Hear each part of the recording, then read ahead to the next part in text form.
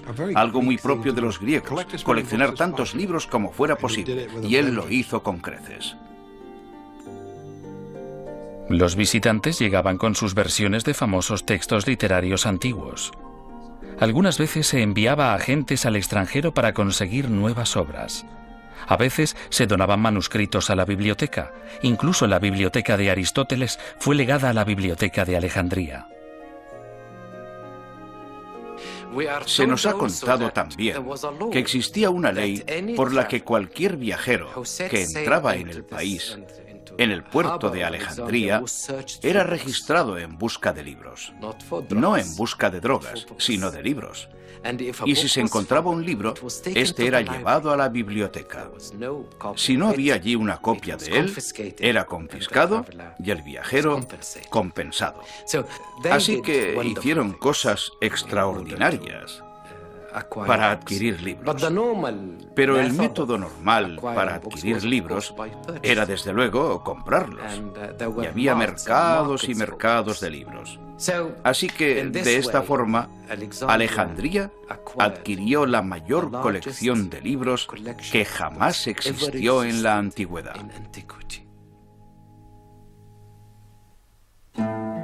¿Cuántos manuscritos contenía la biblioteca de Alejandría?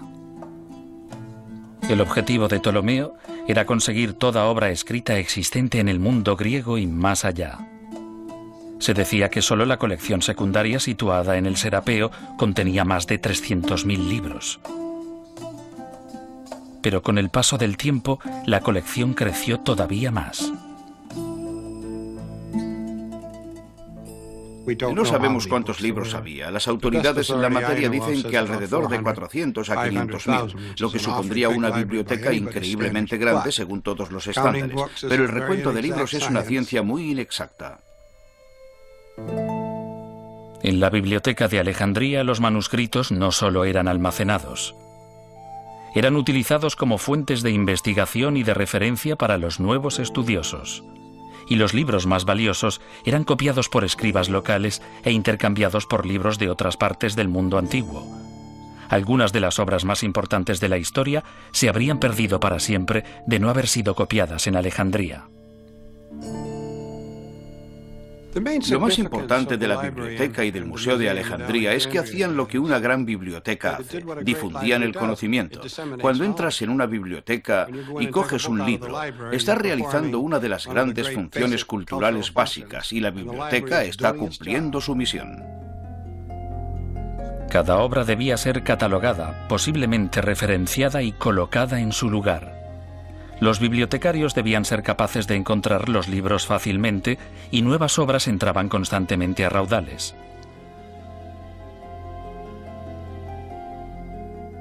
Además de nuevo material para la biblioteca, venían más visitantes. Alejandría atraía a los estudiosos y su presencia aumentaba su reputación como el centro más importante del aprendizaje y el conocimiento de la época. El anatomista Herófilo abrió una escuela de medicina en el Bruchión. Antes de Alejandría, los médicos utilizaban a animales para la investigación de la anatomía humana. Se rumoreaba que, mucho antes de que se realizasen operaciones con anestesia, los científicos de Alejandría operaban directamente a personas vivas. No existen pruebas de ello, pero Herófilo fue uno de los primeros en realizar reconocimientos médicos de cadáveres humanos. Por tradición, los griegos tenían prohibido realizar disecciones. Estaba prohibido realizar incisiones en cuerpos humanos.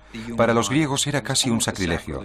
Pero en suelo egipcio existía la tradición de los embalsamadores egipcios, que durante 3000 años habían estado diseccionando cuerpos. Así que en la Escuela de Medicina de Alejandría, por primera vez, los médicos pudieron hacer prácticas en cadáveres humanos. Y en Grecia, en Atenas, por ejemplo, había médicos que decían: ojalá hubiese estudiado en Alejandría, porque allí se pueden realizar disecciones humanas. Así que en la biblioteca de Alejandría había, en cierto sentido, más libertad que en cualquier otro lugar, y especialmente en la Escuela de Medicina, y esta era una de sus características más importantes. Además de la literatura y la medicina, la investigación en Alejandría bajo el auspicio de los Ptolomeos favoreció el estudio de las matemáticas. El fundador de la geometría, Euclides, vivió en Alejandría y publicó un libro de texto que reemplazó todos los anteriores. También abrió una escuela. La geometría estudiada en la escuela primaria es desde luego la de la Biblioteca de Alejandría. Euclides explicaría los resultados de los teoremas básicos que otros habían creado y hoy todavía se puede ver en cualquier libro de introducción a la geometría el nombre de uno de los hombres que trabajó y estudió en la biblioteca. Poco se sabe sobre la vida personal de Euclides, pero existe una leyenda. Cuando Euclides mostró su nueva obra al rey Ptolomeo, el rey le preguntó si había algún camino fácil hacia el conocimiento. La respuesta de Euclides fue: no hay caminos reales hacia la geometría.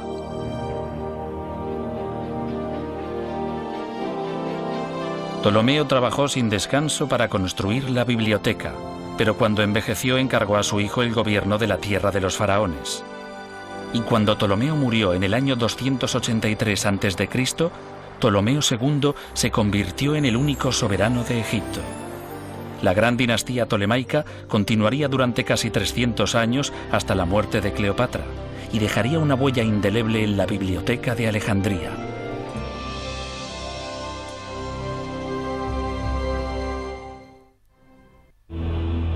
El segundo Ptolomeo cumplió con los deseos de su padre y de Alejandro Magno, y la Biblioteca de Alejandría floreció en el siglo III a.C. Ptolomeo II gobernó con su hermana y bajo su reinado la biblioteca y el museo crecieron y prosperaron. Fue la Edad de Oro de Alejandría. Además de ampliar la biblioteca y el museo, Ptolomeo II construyó la última de las 7 maravillas del mundo antiguo, un faro colosal en la isla de Faros.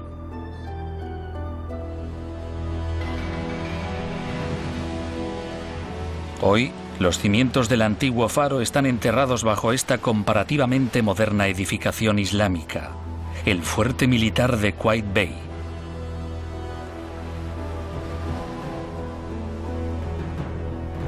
Pero en la época tolemaica, los viajeros que llegaban a Alejandría contemplaban el primer faro de la historia diseñado arquitectónicamente, una maravilla de la construcción de 3 niveles de unos 120 metros de altura. Se precisaban enormes cantidades de combustible para mantener el faro encendido. Los antiguos quemaban seguramente excrementos animales para poder enviar un poderoso haz de luz de bienvenida de Alejandría al mundo.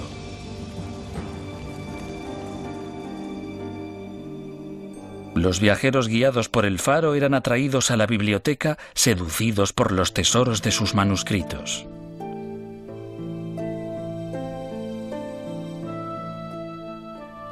La historia de Egipto sería una de las cosas típicas que se podían encontrar en la biblioteca. Historia y archivos y literatura serían un ejemplo del tipo de documentos necesarios para que un estudioso pudiese realizar su investigación. La dificultad estaba desde luego en que había 2 idiomas implicados, el egipcio y el griego. Pero la lengua básica de la biblioteca era casi en su totalidad el griego, ya que había un soberano griego, una corte griega y una cultura griega impuesta en la increíblemente antigua civilización de Egipto. La biblioteca almacenaba todo tipo de literatura. Todos los grandes filósofos griegos deben haber estado representados, incluyendo los escritos de Diógenes. Diógenes se había inspirado en un joven campesino que vivía en la sencillez. Como ese joven, Diógenes renunció incluso a su copa usando para beber sus propias manos. Diógenes se despojó de todos los objetos mundanos. Reunió a un grupo de pensadores de mentalidad parecida, conocidos como los cínicos, y documentó sus visiones críticas de la antigua sociedad griega. Diógenes creía que ningún hombre era digno de confianza. La leyenda cuenta su larga e infructuosa búsqueda de un hombre honesto. Diógenes buscó con un farol a la luz del día por toda la ciudad para demostrar su cínico razonamiento.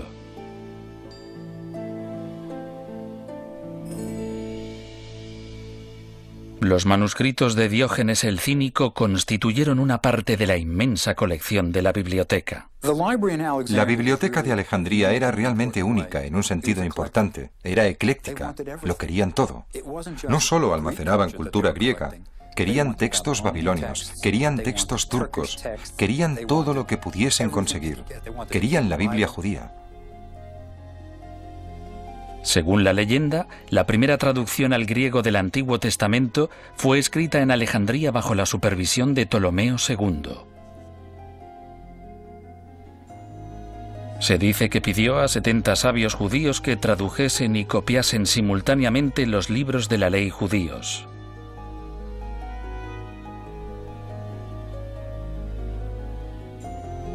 El texto estaba en hebreo. Pero en Alejandría había una enorme comunidad judía. Parece que esa comunidad fue rápidamente helenizada y que el hebreo dejó de hablarse y entenderse. Por eso era necesaria una versión griega, y esta se hizo en Alejandría. Con un nombre inspirado en el número de sabios que la copiaron, la versión de los 70 hizo el texto del Antiguo Testamento accesible a un amplio número de personas y creó la base para otras incontables traducciones de la Biblia. La Biblia y todos los libros de esa época estaban escritos en rollos de papiro. La palabra papel viene de la egipcia papiro, la planta de la que se hacían los rollos de pergamino. Los papiros crecían a lo largo de las orillas del Nilo. Los antiguos prensaban cañas de papiro mojadas. Las machacaban hasta obtener láminas y cuando éstas estaban secas se podía escribir sobre ellas con pluma y tinta. Un escriba tardaba mucho en terminar un libro, y no creo desde luego que se tomasen el trabajo como nosotros lo hacemos. Nosotros nos volveríamos locos tratando de copiar un libro a mano en un papiro, pero era una profesión famosa, y algunos escribas se convirtieron en gente importante. Desde luego, en aquel entonces ser capaz de leer y escribir era casi mágico. La astrología y la astronomía fueron ciencias famosas a lo largo de la existencia de la Biblioteca de Alejandría. Muchos antiguos creían en la influencia de las estrellas y los planetas en la vida cotidiana. Lo que se creía era, desde luego, que lo que pasa arriba pasa abajo. Lo que ocurría en los cielos influía en lo que había en la tierra. Así que la astrología formaba parte de la astronomía, y los astrónomos eran astrólogos, y los astrólogos astrónomos. Para predecir lo que ocurría en la tierra, uno tenía que observar atentamente lo que ocurría arriba. En Alejandría, Aristarco fue el primero en afirmar que la Tierra gira alrededor de un sol inmóvil. Aproximadamente 100 años más tarde, Hiparco fue el primero en representar en un mapa más de 1000 estrellas. Incluso llegó a calcular la distancia del año solar con un margen de error de solo 7 minutos.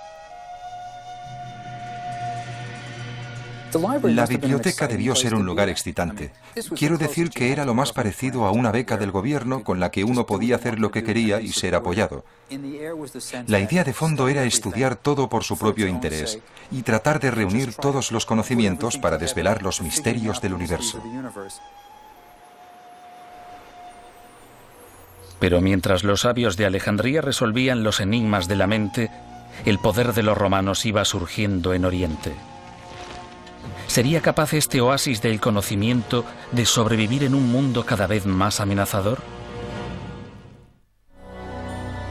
En Alejandría, cualquier viajero que entraba en el país, en el puerto de Alejandría, era registrado en busca de libros. No en busca de drogas, sino de libros. Y si se encontraba un libro, este era llevado a la biblioteca. Si no había allí una copia de él, era confiscado y el viajero compensado. Así que hicieron cosas extraordinarias para adquirir libros. Pero el método normal para adquirir libros era, desde luego, comprarlos. Algo muy propio de los griegos, coleccionar tantos libros como fuera posible, y él lo hizo con creces. Los visitantes llegaban con sus versiones de famosos textos literarios antiguos. Algunas veces se enviaba a agentes al extranjero para conseguir nuevas obras. A veces se donaban manuscritos a la biblioteca. Incluso la biblioteca de Aristóteles fue legada a la biblioteca de Alejandría. Se nos ha contado también que existía una ley por la que había mercados y mercados de libros. Así que, de esta forma, Alejandría adquirió la mayor colección de libros que jamás existió en la antigüedad.